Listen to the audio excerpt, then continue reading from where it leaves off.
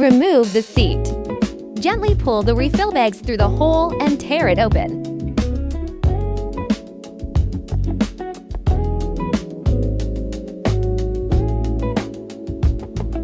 Remove the old refill bags guide.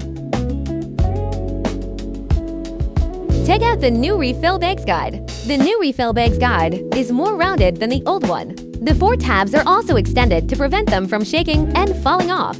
Install the new refill bags guide away from the refill bags,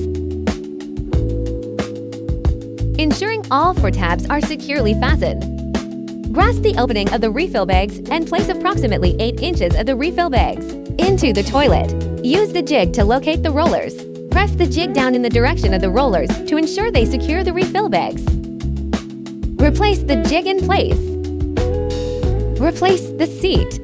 Next, press and hold start to start the machine and wait for the first refill bag to seal. Wait for the first refill bag to fall down. Then you can use the machine normally.